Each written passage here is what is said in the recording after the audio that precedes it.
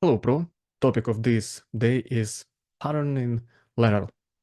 Moving along, you started your email with, let's say, "Hi, John. What happens next?" This question bugs a lot of people. Many people ask, what should I say? How are you? What can I say instead of how are you? Everybody is really concerned about what should go next. Frankly, how are you is not really appropriate for emailing when we are talking about IT mailing. I mean, work emails. Why would you say, how are you? This is not spoken English, but definitely you have to say something to make an email more professional, and definitely you want to show that you know the true style of communication. So you have to say something. I would say this would be called reaching out to people you want to know.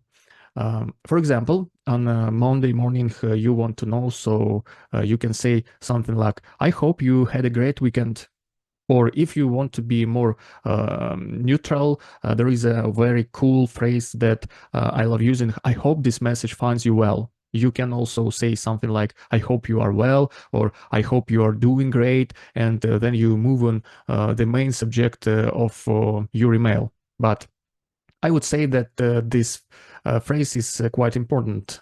It shows that you're aware and you are comfortable with your writing. One more thing I would like to mention here, do not be worried about using different phrases. Those are just cliché phrases. It doesn't mean that you have to have 20 different phrases for this particular occasion. So you can say, "I hope this message finds you well," and you can use it in all of your emails. Of course, if you're writing like a fifth or even second email to the same person, you don't say this phrase. It's only appropriate when you just write your first email to this person. But again, the next day you can repeat the phrase. Nobody's expecting you to be very creative and come up with your own phrases for each email you write on a daily basis.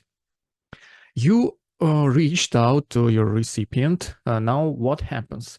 You have to get down to business. Remember, you have to write why you're writing this email, and then you have to give details of what's going to happen, or ask your questions, what you want, etc. In the end, you have to specify what you want the person to do. For example, your suggestion, something, you need some information, you want a reply, anything, depending on why you're writing this email. That's going to be the main part, the body of your email. And here, like I said, for IT emailing, you don't have to worry about very long, complex sentences. You can use shorter sentences, you can use the active voice, you can use simple tenses, you can use phrasal verbs. You can even use idioms. However, be careful. You don't want to use bad words, and you don't want to go overboard with some super street-like idioms, right? Like very, very slangy ones. Once you have described the reason for your email, you need to close appropriately. And here I have encountered many times that people use the phrase "waiting for your reply." Waiting for your reply is grammatically correct, but I would say for email it's not appropriate. I will explain why. When you say "I'm waiting for your reply," basically you're sitting there and waiting. Let's say this phrase would be appropriate if sent an email before and the person never responded, and now you're writing the second email and you want to maybe show that you are a little bit upset about the fact. So you say, "I'm still waiting for your response," or "I was still waiting for your reply." However, if this is your first email to a person and you just want to show that you're polite and you want to close your email appropriately, you should use the phrase "looking forward to hearing from you," or "looking forward to your reply." It depends on what you want to use here. So the phrase "looking forward to" is the cliche phrase for closing your email. So here is not a particle of the infinitive, but just the preposition. So after the whole phrase "look forward to," we should use the ing form if we use the verb. For example, "look forward to hearing from you."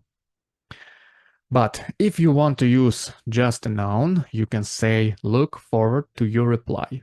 Look forward to is not the only phrase that we can use to close our emails. You can say something like, if you need more information, do not hesitate to contact me. I really like the phrase, should you need more information, do not hesitate to contact me. It's really interesting turn of speech when you use should at the beginning of the sentence. However, this is not a question, and this is perfect for this type of email and this type of style. If I were you, I would just memorize the phrase and use it in emails on a daily basis. So you would say, should you need any more information, do not hesitate to contact me. Really. Opening and closing line can be different depending on why you're writing this email, depending on the subject. If you would like me to give you some advice, I will be happy to chat with you and help you with your emails.